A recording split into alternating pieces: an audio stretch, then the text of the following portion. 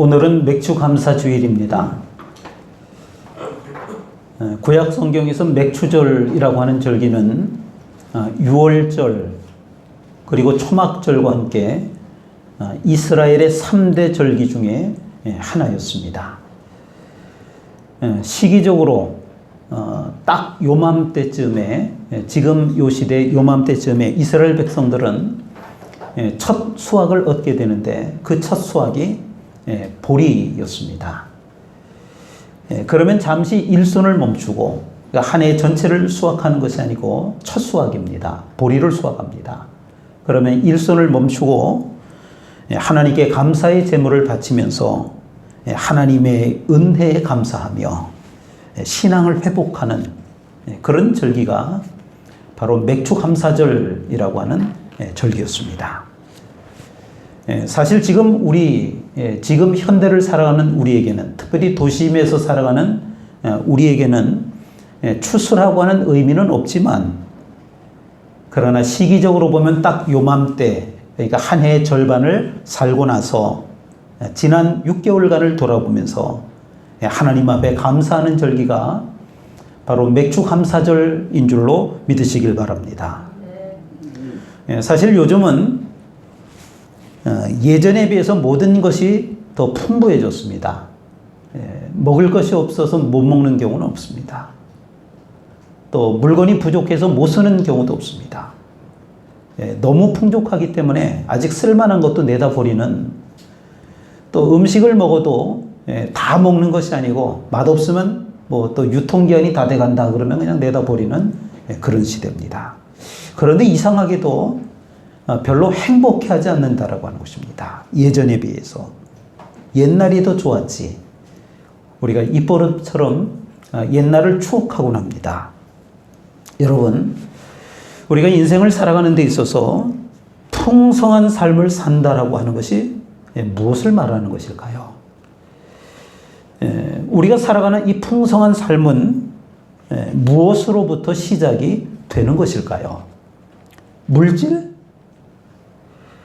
지금 불행한 것은 이 물질이 부족해서가 아닐 겁니다. 오히려 가지고 있으면서도 불안해합니다. 또 넘치는데도, 가지고 있는 것이 참 많은데도 이것이 만족되지가 않아서 우리가 불행하다고 생각하는 것 아닐까요? 예전에 비해서 물질이 풍부해진 것만은 우리가 옛날 그 시절을 돌이켜보면 분명히 풍성해졌구나, 옛날에 비해서 너무나 많은 것들이 넘치고 있구나, 이런 것들을 우리가 알 수가 있습니다. 그러나 예전보다 확연하게 줄어든 것이 분명하게 하나가 있는데, 그것이 뭐냐면은 바로 감사라고 하는 것입니다. 줄어들었습니다. 예전에 비해서 감사하지 않습니다. 제 기억에 예전에는 이런 표현을 많이 썼던 것으로 기억됩니다. 아유, 그렇게 해주신다면요, 저야 감사하죠. 이런 표현을 우리가 잘 썼던 기억이 나요. 어떤 일만 있으면 아유, 그렇게 해주시면 감사하죠. 아유, 고맙습니다. 그러나 요즘은 다릅니다. 뭘 해줘도, 상대방이 뭘 해주면 속으로 이렇게 어라?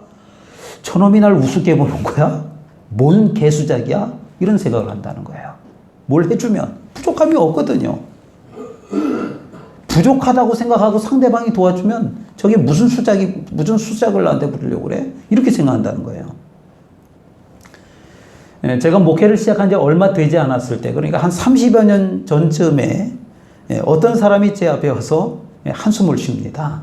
그러면서 하는 이야기가, 세상 살기가 너무 힘들어 죽겠습니다. 30년 전 얘기예요. 세상 살기가 너무 힘들어요. 제가 연봉이 겨우 7, 8천 밖에 안 되는데 1년에 회사에서 받는 돈이 7, 8천만 원 밖에 안 되는 30년 전 얘기예요. 어떻게 살아가야 할지 막막합니다. 저한테 와서 직접 얘기를 하는 거예요. 사실 그 사람이 일하던 환경은 금융회사 환경이었습니다. 그러다 보니 그 주변에는 아마도 1억이 넘는 그런 연봉을 받는 사람들이 꽤 있었나 봅니다. 상대적으로 자신은 뭐 한 7, 8천만 원, 7천 얼마, 뭐 이 적은 연봉이라고 생각이 되어서 실망을 했는지도 모르겠습니다. 그런데 그 말을 듣고 시험에 든 사람이 있었습니다. 바로 저였습니다. 왜냐하면은요, 저는 그 사람 연봉의 10분의 1 정도 가지고 그때 살고 있었거든요. 불과 100만 원 정도가 아마 생활비였던 것 같아요, 저는. 그런데 그 사람은 저보다도 훨씬 더 많은 돈을 가지고도 불평을 하고 있는 거였습니다. 제가 속으로 그때 대화를 하면서 아유 뭐 그냥 위로는 했죠, 형식적으로.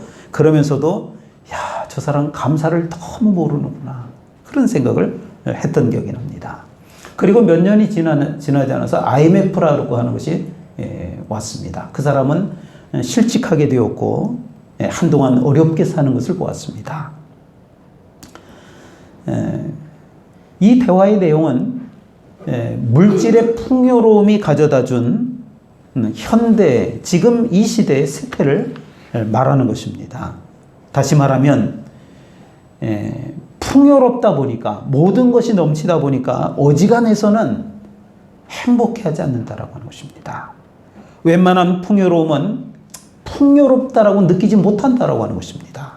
그래서 감사보다는 그렇게 느끼기 때문에 감사가 나오지 못하는 것이고, 입술에서는 불평이 쏟아져 나오는 것입니다.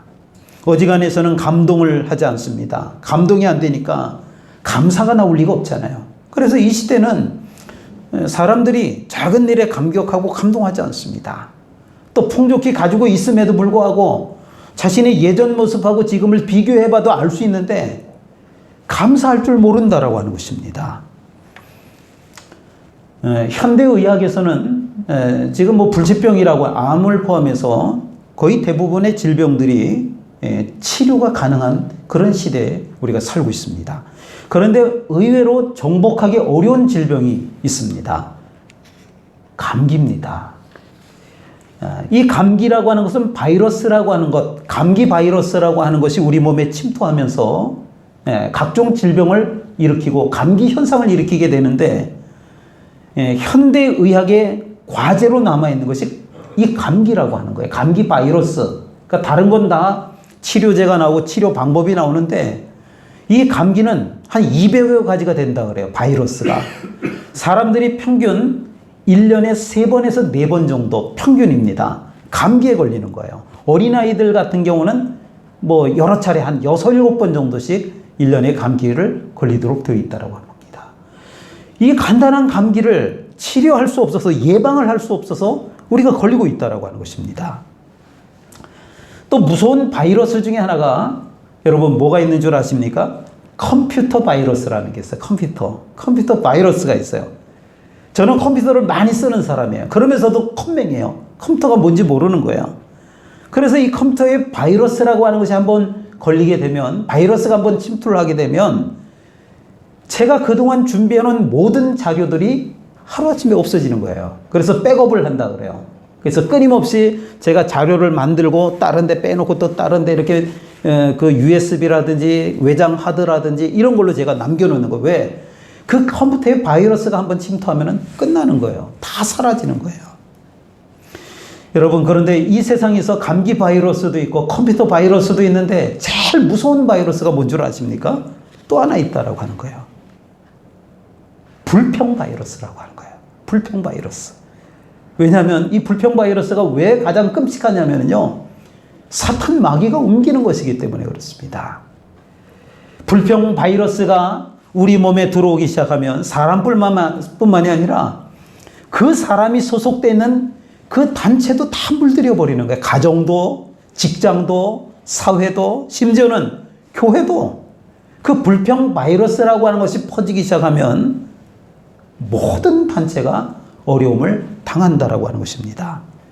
그런데 다행스럽게도 감기 바이러스를 치료하는 약은 없지만, 또 컴퓨터가 바이러스에 한번 고생을 하면 자료가 다 날아가 버리지만, 이 불평 바이러스는 치료할 수 있는 백신이, 확실한 백신이 하나 있다라고 하는 것입니다. 그 백신이 뭐냐면 감사라고 하는 것입니다. 감사. 끊임없이 감사하는 거예요. 적극적으로 감사하는 생활만이 불평 바이러스를 퇴치할 수 있는 줄로 깨달으시길 바랍니다. 아마 많이 보셨을 거예요. 몇 사람이 모여 있는데 한 사람이 끊임없이 불평을 하는 거예요. 끊임없이 부정적인 얘기를 하는 거예요. 그렇게 모여 앉아서 몇 날 며칠을 또 오랜 시간을 같이 하다 보면 다른 사람들이 어떻게 되죠? 그 불평이 전염이 돼가지고 그 부정적인 생각이 전염이 돼가지고 같이 이야기를 해요. 어느 순간인가 보면. 그런데요, 놀라운 일이 있어요. 불평하는 사람이 있는데, 그래서 거기에 물들었는데 또 다른 한 사람이 왔는데 이 사람은 말끝마다 감사해. 감사. 그냥 감사를 이야기하는 거예요. 끊임없이. 그러면은 처음에는 안 되는 것 같지만 시간이 지나면 불평이 사라지기 시작합니다. 불평하는 사람들이 그 감사의 말을 자꾸 듣다 보면 처음에는 저거 왜 저래? 이게 뭔 감사거리야? 그러다가도 불평을 하려다 그 사람은 끊임없이 감사하니까 이게 줄기 시작하는 거예요.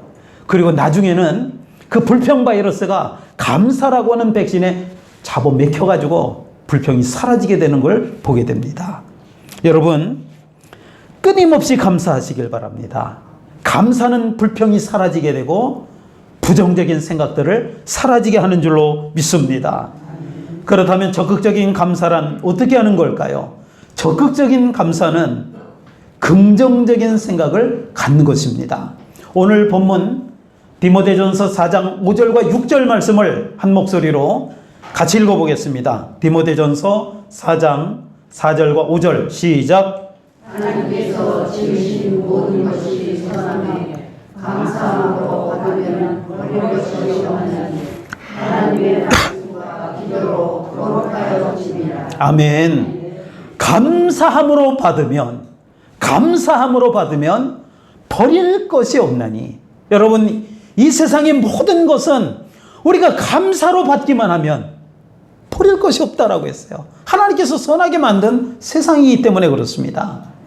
우리가 이 세상을 살다 보면 우리 마음에 맞지 않는 제도를 만나게 됩니다. 맞지 않는 사람을 만나게 됩니다.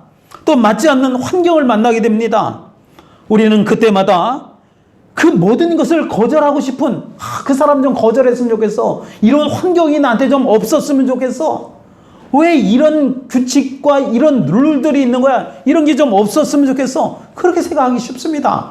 그러나 오늘 말씀에 뭐라고 그랬어요? 감사함으로 받으면, 우리가 감사로 그 사람을 받기만 하면, 감사로 그 환경을 수용하기만 하면 결국 그 모든 것은 반드시 버릴 것이 없나니 유익함으로 변하게 되는 줄로 믿으시기를 바랍니다.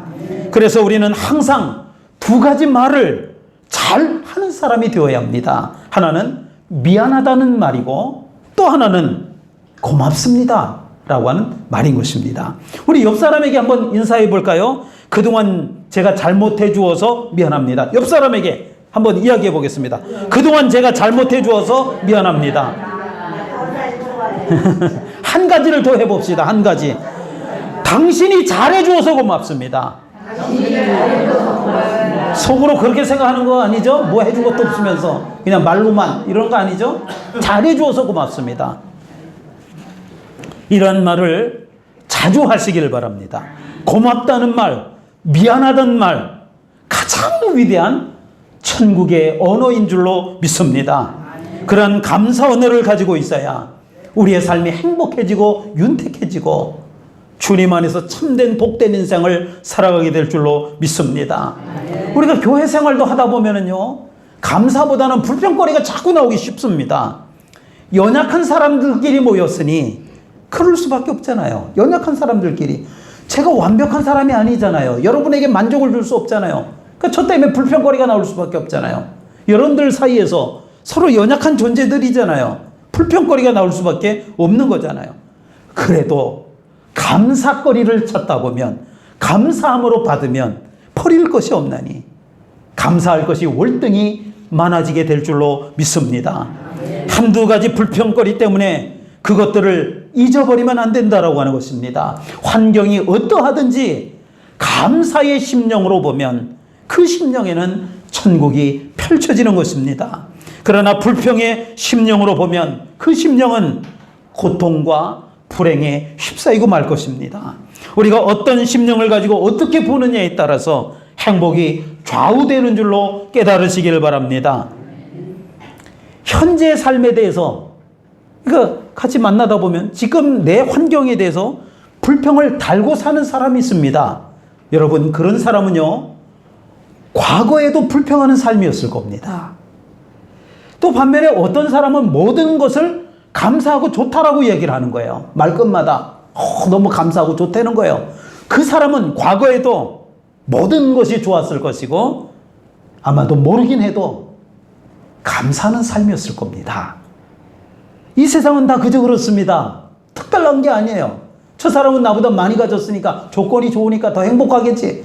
별로요. 그럴 리가 없어요. 다 거기서 거기에요. 천국과 지옥이 따로 있지 않습니다. 내가 어떻게 생각하고 어떻게 보느냐에 따라서 천국과 지옥이 갈라치는 줄로 깨달으시길 바랍니다. 이 말은 무슨 말이냐? 같은 환경을 보고요. 어떤 사람은 행복하지만 같은 환경 속에서 어떤 사람은 불행을 느낀다라고 하는 것입니다.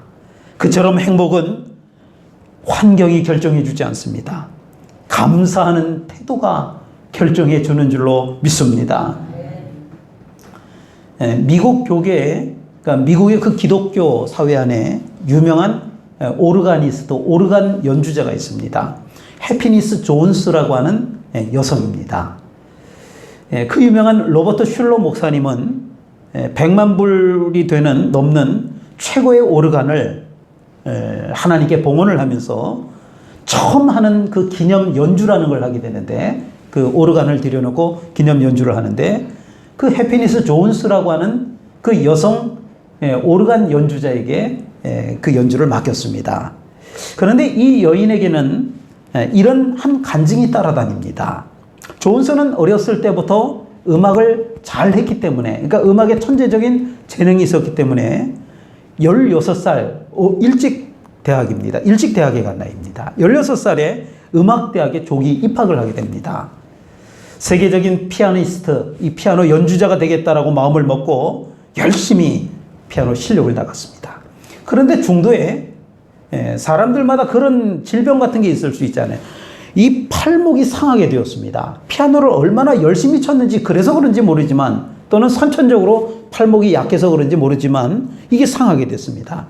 피아노라고 하는 것은요, 저 악기는요 특징이 있어요. 피아노 타건이라고 그럽니다. 두들기는 힘이 있어야 돼요. 세게 치고 약하게 치고 세게 치고, 이런 이 타건이라고 하는 게 있어요. 근데 이 팔목에 이게 이제 상태가 안 좋다 보니까 이 강약을 조정하는 그런 능력이 현저히 떨어지고 말았습니다. 제대로 칠 수가 없었어요. 얼마나 낙심했을까요? 천재적인 음악 재능이 있는 사람인데, 그래서 어린 나이에 벌써 피아노의 두각을 나타내기 시작했는데, 이제 그 몸의 질병으로 인해서 그 피아노, 유명한 세계적인 피아니스트가 될 수 없다라고 하는 겁니다. 살아가면서 그런 경우들을 참 많이 만납니다. 천재였는데 어떤 여러 가지 조건의 어려움으로 인해서 좌절하고 낙심하는 경우를 보게 됩니다. 그러나 그녀는 그것을 극복하기 위해서 무진장 애를 썼습니다. 그러나 상한 팔목으로는 아무리 잘 치려고 해도 그 연주, 세계적인 연주자들과 같이 그렇게 칠 수가 없었습니다. 그러자 하나님께 기도했습니다. 작정하고 기도했습니다. 간절히 기도하던 중에 하나님의 음성을 듣게 되었습니다. 뭐라고 하나님께서 말씀하셨느냐 하면, 너는 손목이 상해서 손은 잘 쓸 수 없지만 네 발은 성하지 않느냐, 발이 온전하지 않느냐, 그런 음성이 들렸다라고 하는 거예요. 그녀는 이게 무슨 뜻일까? 이게 뭘까? 생각을 했다라고 하는 거예요. 발로 연주할 수 있는 악기는 뭐가 있을까? 발로 연주를 잘 할 수 있을까? 그러다가 떠오른 것이 교회에 오르간이 보인 거예요. 오르간. 여러분, 피아노하고 오르간은요, 건반 악기가 똑같지만 다른 점이 있습니다. 피아노는 아까 제가 말씀드렸듯이 타건, 강하게 때리고 약하게 때리고 강약을 조절하는, 그게 피아노지만, 오르간은요 그게 아니에요. 누르는 게 중요하지 이거를 세게 누르고 약하게 누르고 하는 게 아니에요. 소리는, 음향은 따로 나오기 때문에. 그래서 이 누르는 것만 하면 되는데, 오르간은 또 다른 특징이 있어요. 물론 피아노도 페달이 있습니다만은 오르간은 밑에 페달이 또 있어요. 도레미파, 이 베이스를 두르는 이 양발을 가지고 춤을 추듯이 발 가지고 놀아야 되는 거예요. 이게, 아, 오르간이 있구나, 내가 오르간을 해야 되겠다. 그래서 그녀는 오르간을 시작했습니다. 오르간 건반은 앞서도 말씀을 드렸듯이 피아노처럼 힘을 주어서 누르는 것이 아닙니다. 타건이 피아노처럼 힘이 드는 것이 아니에요. 누르기만 하면 되는 거예요. 팔목이 좀 아파도 정확하게 기교를 가지고 누르면 되는 거예요. 기교는 이미 피아노를 연습하면서 다 익혀두었습니다. 그리고 그녀는 발을 연습해서 양발을 이용을 해서 베이스, 오르간의 그 페이스를 연주를 하면서 아주 훌륭한 오르간 연주자가 되었다라고 하는 것입니다. 하나님께서는 그녀의 손목을 꺾어서 하나님께 영광을 돌리는 오르간 연주자로 만드신 것입니다. 이것이 바로 하나님의 일인 줄로 믿습니다. 역경을 딛고 낙심하지 않고 하나님을 의지하며 살아갈 때 하나님께서는 그녀에게 더 좋은 것을 주신 줄로 믿습니다. 감사함으로 받으면 버릴 것이 없나니, 감사로 받으면 버릴 것이 없다라고 했습니다. 사람이든 환경이든 싫다고 거절하고 배타하는 것보다 그 싫은 것을 좋은 것으로 소화해내고 그것을 통해 삶의 교훈으로 삼는 자세가 소중한 줄로 믿습니다. 살다 보면 마음에 들지 않는 환경이 얼마나 많이 생깁니까? 그러나 내게 주신 사람, 내게 주신 환경을 감사함으로 받게 되면 버릴 것이 없나니 우리는 천사와 같은 삶을 살 수 있게 되는 줄로 믿습니다. 감사함으로 받으면 어느 것 하나, 어느 순간 하나 버릴 것이 없는 것입니다. 살다 보면 어느 누구나 고통과 가난, 상처와 갈등이라고 하는 그러한 문제들을 만나게 될 것입니다. 그런데 그러한 것들도 우리가 감사로 받을 수만 있다라고 하면 하나님의 귀한 축복이 되는 줄로 믿습니다. 행복은 소유에서 오는 것이 아닙니다. 감사에서 나오는 것입니다. 25년 전, 그러니까 2000년도에 이화여자대학교에 다니는 예쁘고 촉망받는 여자 대학생이 있었습니다. 그런데 어쩌면 평범했을 그녀의 삶에 찾아온 말로 표현할 수 없는 큰 불행의 사건이 있게 되었는데 그 사건 하나로 인해서 그녀의 모든 삶을 완전히 뒤바꿔 놓고 말았습니다. 어느 날 집으로 돌아오는 길에 음주 운전자 차량과 자신이 타고 가던 그 차량이 충돌하면서 타고 있던 그 차에 화재가 일어난 것입니다. 그래서 이 여자는 온몸에 55도 화상, 55도 화상이라고 하면 굉장히 심각한 수준입니다.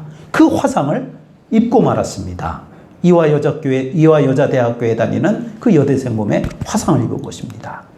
그래서 고통스럽게 11차례 대수술을 받게 되었고, 그리고 수술을 받은 이후에 6개월간 투병 생활을 해야 했습니다. 그러나 그녀에게 준 정말 큰 고통은 수술의 아픔이 아니었습니다. 긴 투병 생활의 고통도 아니었습니다. 화상으로 인해서 일그러진 자신의 흉측스러운 그 모습이었습니다. 온몸이 화상을 입고 그 이쁜 여대생이 흉측한 모습이 된 것입니다. 그런데 그녀는 그런 자신의 모습을 가지고 하나님 앞에 감사를 하고 있습니다. 그 책이 지선아 사랑해라고 하는 아주 유명한 책이었습니다. 자신이 그 화상을 입고 그 고통을 당하면서 그 힘들었던 그 과정을 기록하면서 하나님 앞에 감사한 내용입니다. 그 책에 보면 자신은 여전히 행복하다라고 말합니다. 저는 말씀을 마치기에 앞서서 지선아 사랑이라고 하는 그 책에서 발췌된 글을 제가 좀 읽어드리려고 합니다. 그 글을 읽으면서 제가 말씀을 좀 마치려고 하는데 조금 긴 글입니다. 어떤 글인지 들으시면서 말씀을 마무리하겠습니다. 55도 화상을 입은 그 젊은 아가씨가 한 이야기입니다. 짧아진 8개의 손가락을 쓰면서 사람에게 손톱이 얼마나 중요한 것인지를 알게 되었습니다. 손톱이 없거든요. 1인 10역을 해내는 엄지손가락으로 생활을 하고 손가락이 다 뭉개져서 온전한 엄지손가락으로 모든 걸 합니다. 엄지손가락으로 생활을 하고 글을 쓰면서도 엄지손가락을 온전히 남겨주신 하나님께 감사를 했습니다. 눈썹이 없어 무엇이든 여과 없이 눈으로 들어가는 것을 경험하면서 비를 맞거나 땀이 흐르면은 눈썹이 막아주는 거거든요. 그런데 화상을 입어서 눈썹이 없는 거예요. 그래서 모든 것이 여과 없이 눈으로 들어가는 것을 경험하면서 사람에게 이 작은 눈썹마저 얼마나 필요한 것인지 알았습니다. 막대기 같아져 버린 오른팔을 쓰면서 이 손이 이제 굳어버린 거예요. 이 손을 쓰면서 왜 하나님께서 관절 모두를 구부러지도록 만들었는지, 이 안 구부러지는 거예요, 이 사람은. 이게 왜 구부러지는지를 깨닫게 해주셔서 감사합니다. 손이 귀에 닿는 것이 얼마나 중요한 일인지 깨달았습니다. 관절이 구부러지니까 이게 잡혀지잖아요. 이걸 자기가 깨달았다는 거예요. 또 온전치 못한 오른쪽 귓바퀴 덕분에 이게 없어졌으니까 오른쪽 귓바퀴 덕분에 귓바퀴라는 것이 귀에 물이 들어가지 않도록 하나님이 정교하게 만들어 주셨다는 사실을 알게 되었습니다.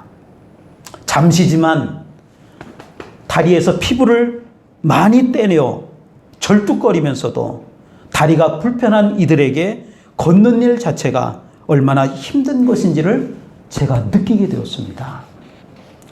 무엇보다도 건강한 피부가 얼마나 많은 기능을 하는지, 껍데기일 뿐 별것 아니라고 생각했던 피부가, 자신은 이 피부가 그냥 몸의 껍데기지 별거 아니라고 생각했다는 거예요. 이 피부가 우리에게 얼마나 소중한 것인가를 제가 알게 되었습니다.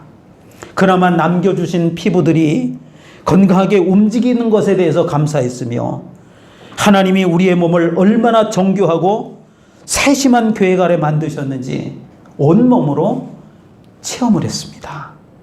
그리고 감히 내 작은 고통 중에 예수님의 십자가의 고통을 100만 분의 1이나마 공감할 수 있었고, 너무나 비참한 사람으로, 때로는 죄인으로, 얼굴도 이름도 없는 초라한 사람으로 대접받는 그 기분 또한 알 수 있었습니다.